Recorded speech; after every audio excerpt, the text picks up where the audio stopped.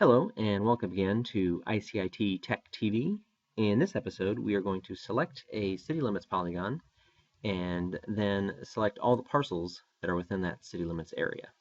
And then finally, we're going to export that out as a shapefile.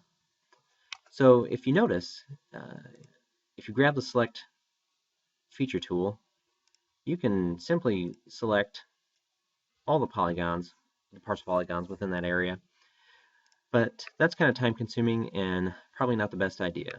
So what we're going to do instead is check our table of contents here and see which layers we have selectable. You can see now that the only layer that's selectable is parcels. So we're going to clear that, not make that a selectable layer. Instead, we are going to find our city limits polygon layer. Go down here, turn that on so that's visible and it is the only selectable layer, so that when I point and click on the map, you can see with the cyan highlight that that is the only polygon that I've selected. And then now, if you go to the selection menu and do a select by location, you can choose, basically just building a sentence here. I want to select features from my parcels layer that have their polygons inside the city limits layer. We'll use selected features to tell you that there's one feature selected. So basically it knows that there's one city limits polygon selected, and that's what we're going to use to base our selection on for the parcels layer. So if we drop this down, this is the selection method, and all the way down at the bottom is they have their centroid in the source layer feature. This is my favorite selection method for this type of operation, simply because if there was just a slight overlap with the parcels layer and the city limits layer, it wouldn't select some of these outlying polygons or incorrectly select some that are just inside the rural area.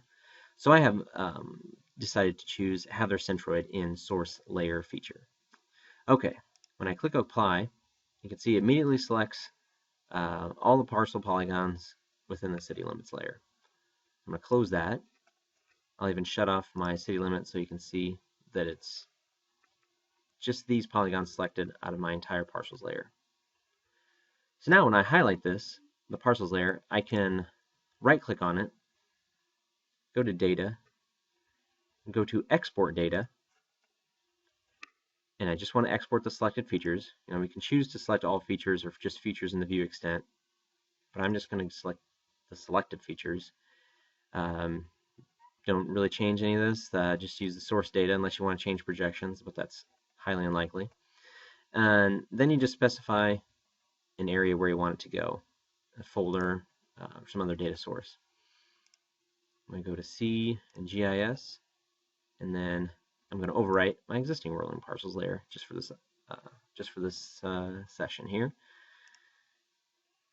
I'll hit save. That's fine. So you can see here it's CGIS rolling parcels. Hit OK, and we don't want to add them to the map. There's really no point in that. So now, if I minimize that, I can navigate quickly here to my CGIS folder. You can see here I have a rolling parcels layer. So if I wanted to email those files to somebody, I could do that. If I wanted to right-click and send it somewhere else, a zip file, just anywhere else, you can do that. And hopefully your customer is happy. Thank you.